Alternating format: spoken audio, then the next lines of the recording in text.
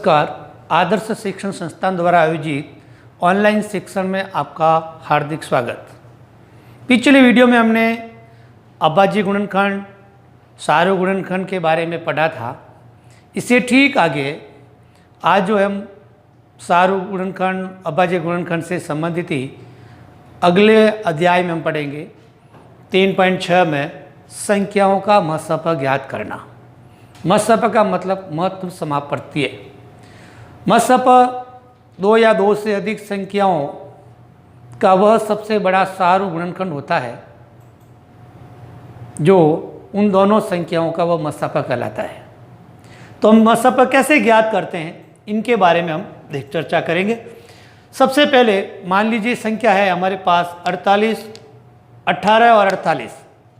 18 और 48, तो सबसे पहले हम 18 का अभाज्य गुणनखंड करते हैं। तो सबसे पहले भाजकता के नियमों के आधार पर इकाई का अंक 8 है, इसलिए हम 2 का भाग देते हैं।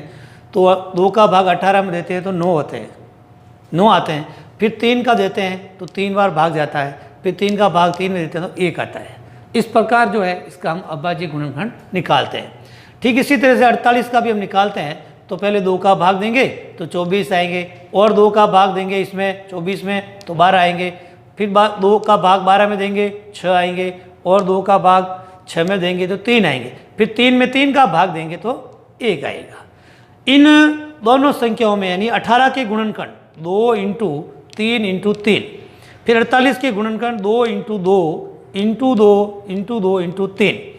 इन दोनों में हम देखते हैं कि सारू गुणनखंड कौन कौन से हैं। तो इसमें 2 ही सारू गुणनखंड है, 2 इंटू 3।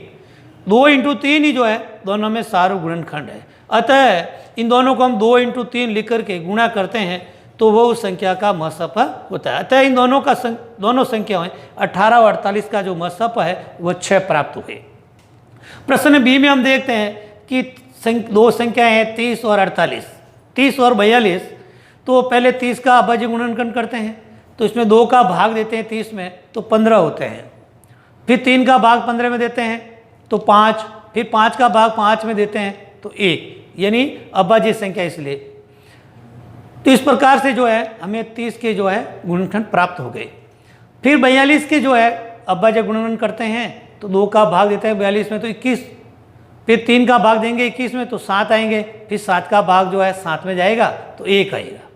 इस प्रकार हम देखते हैं कि संख्या 30 जो है उसके गुणनखंड हो गए 2 इंटू 3 इंटू 5, यानी ये वाली लाइन 2 इंटू 3 इंटू 5 ये लिख देते हैं। फिर 42 के गुणनखंड 2 इंटू 3 इंटू 7, ये जो है 42 के गुणनखंड हो गए। अब संख्याएं 2 ही है तो दोनों में जो है सारे गुणनखंड कौन से हैं, तो सारे गुणनखंडों को हम लिखते हैं 2 इंटू 3, यानी 2 इंटू 3 ये जो है दोनों में मिल रहे हैं, इसलिए मैंने इनको जो है चौकड़ी के रूप में लिखा है। ये दोनों जो है गुणनखंड आपस में दोनों संख्याओं में मिलते हैं, तो ये सारे गुणनखंड है। तो अतः जो है 30 और 42 का जो महत्व होगा वो 2 इंटू 3 अर्थात 6 प्राप्त होगा। इसी प्रकार जो है आप लोग गृह कार्य में प्रश्न संख्या इसी का पहले का जो है सी, डी और ई और एफ जो 2-2 संख्याओं का है, इस प्रकार से जो है आप महत्व ज्ञात करने का घर पर अभ्यास करेंगे और गृह कार्य में चारों प्रश्न हल करने। धन्यवाद।